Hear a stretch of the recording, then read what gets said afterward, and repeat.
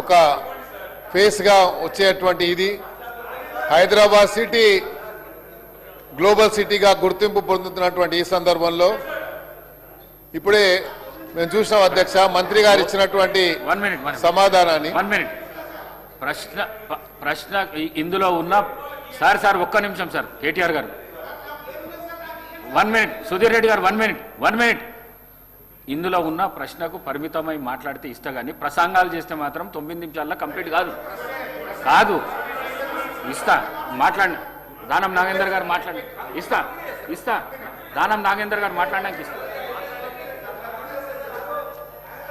Sir గతంలో ఇస్తాను మరి గతంలో నేను కూడా అప్పుడు ఉన్నాను అధ్యక్ష హైదరాబాద్ సిటీలో శాసనసభ్యుడిగానే హరీష్ రావు గారు అయితే తమరి ద్వారా నేను తెలుసుకోదలుచుకున్నాను గౌరవ మంత్రి గారి ద్వారా గతంలో కూడా సోషో ఎకనామిక్ సర్వే జరిగింది ఆ సోషో ఎకనామిక్ సర్వేలో ఎన్ని కుటుంబాలని మీరు ఐడెంటిఫై చేశారు నాకున్న సమాచారం ప్రకారం అధ్యక్ష సుమారు 10,000 కుటుంబాలను ఆ రోజు సోషో ఎకనామిక్ సర్వే జరిగిన తర్వాత సుధీర్ రెడ్డి గారిని మరి మూసీ నది దాని బోర్డుకి చైర్మన్గా నియమించిన తర్వాత 10,000 మందికి అందులో కొంతమందికి సుమారుగా డబుల్ బెడ్రూమ్ ఇస్తామని చెప్పి వాళ్ళతో కన్సెంట్ కూడా తీసుకున్నాను ఇప్పుడు వాళ్ళ వచ్చినటువంటి ఆన్సర్ క్వశ్చన్లు మాత్రము డిఫరెంట్గా ఉంటున్నారు కాబట్టి మూసీ నదిని ప్రక్షాళన చేయాలని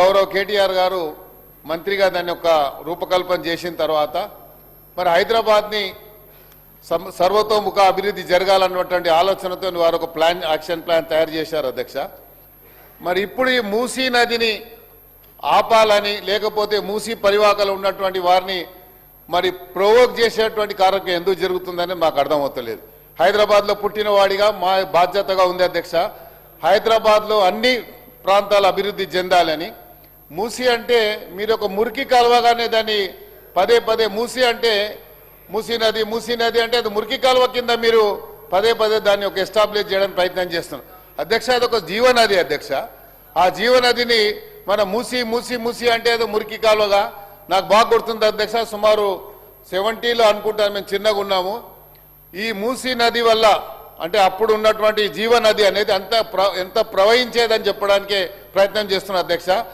అప్పుడు ఫ్లడ్స్ వస్తే జూబ్లీ బస్ స్టాండ్ అక్కడ ఉన్నటువంటి జాంబాగు ఆ ఏరియా మొత్తం మునిగిపోయింది అధ్యక్ష ఎన్నో కుటుంబాలు కూడా మరి పోయినాయి అధ్యక్ష అందుకనే ఈరోజు మూసీ నది ప్రక్షాళన జరిగితే ఆ మూసీ నదిలో పక్కకున్నటువంటి వారు ఆ మురికి కాల్వగా ఎందుకంటే అక్కడ ఉన్నటువంటి కెమికల్ ఇండస్ట్రీస్ అన్ని కూడా కెమికల్ అన్ని కూడా అక్కడ ప్రవహిస్తున్నది కాబట్టి అది ఈరోజు మురికి కాలువగా మారిపోయింది కాబట్టి ఆ మురికి కాలువ కాకుండా దీన్ని ప్రక్షాళన చేయడానికి ప్రభుత్వం ఒక దీర్ఘకాల ప్రణాళిక సిద్ధం చేసి మొన్న గౌరవ ముఖ్యమంత్రి గారు డీటెయిల్ ప్రాజెక్ట్ రిపోర్ట్ కూడా మొన్న ప్రవేశపెట్టడం జరిగింది అధ్యక్ష అయితే తమరి ద్వారా నేనేమంటున్నా అంటే వారి క్వశ్చన్ సపరేట్ ఉండొచ్చు నా క్వశ్చన్ సపరేట్ ఉండొచ్చు కానీ హైదరాబాద్ సిటీ అభివృద్ధి జరగాలనేదే మా యొక్క కన్సర్న్ అధ్యక్ష అందుకనే దీంట్లో ఈ క్వశ్చన్లో మన పేరు లేకపోయినా నేను ఇందులో సిగ్నేటరీ కాకపోయినా నేను అడుగుతున్నానంటే హైదరాబాద్లో అభివృద్ధి జరగాలి ఈ మూసీ అభివృద్ధి జరిగితే కేవలం ఇక్కడ వికారాబాద్ నుండి నల్లగొండ వరకు నల్లగొండలో ఫ్లోరైడ్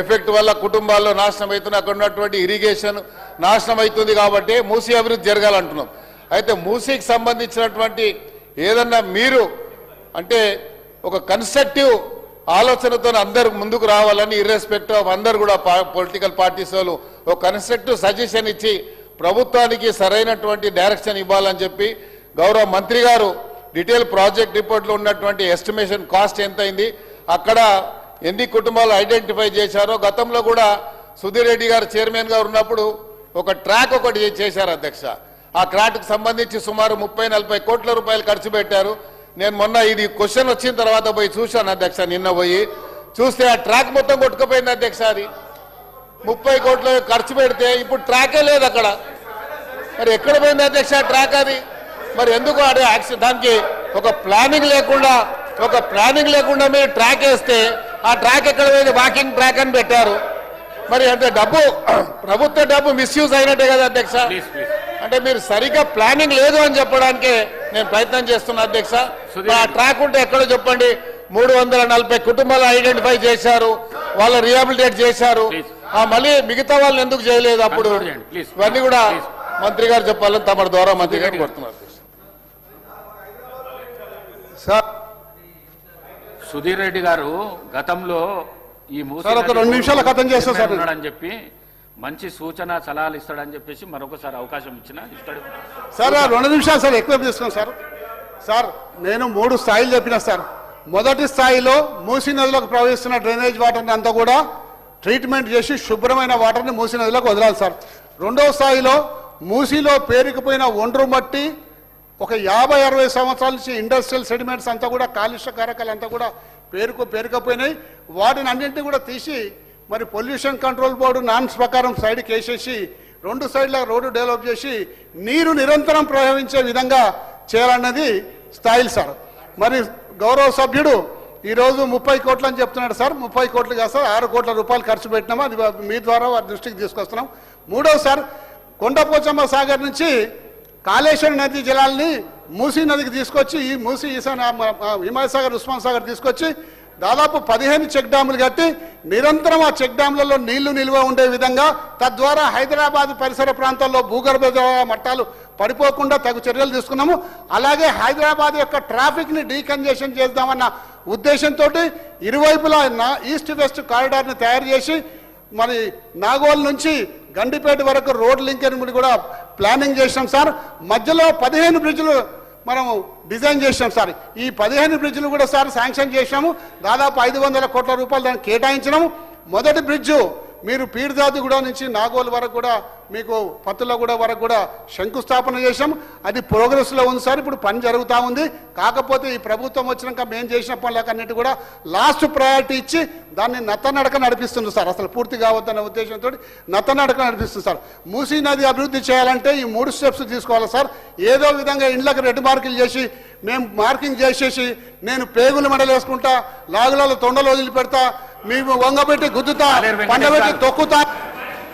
కాలేరు వెంకటేష్ గారు, కాలేరు వెంకటేష్ గారు, కాలేరు వెంకటేష్ ఆనరబుల్ మినిస్టర్ గారు షార్ట్ డిస్కషన్ పెడతాము అని అంటున్నారు సార్.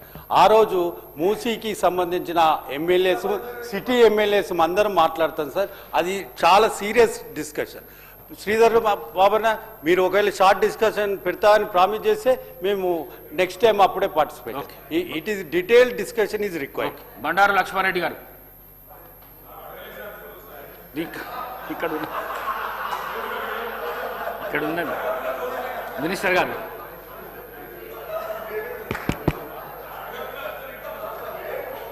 సార్ నేను గౌరవ హరీష్ రావు గారిని కోరుతా ఉన్నాను అధ్యక్ష.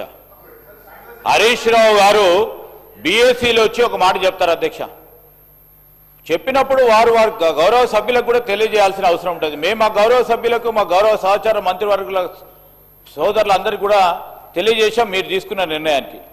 ఈరోజు మీరు షార్ట్ డిస్కషన్గా మీ సభ్యులు తీసుకెళ్తా ఉంటే మా హరీష్ రావు గారు ఓ సీనియర్ సభ్యుడిగా చెప్పాల్సిన అవసరం, ధర్మం వారిపైన ఉందని మీ ద్వారా వారికి మనవి చేస్తా ఉన్నా అధ్యక్ష.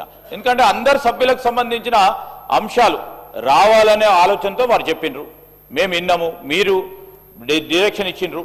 ఆ సందర్భంలో ఒక స్పెసిఫిక్ టాపిక్ తీసుకు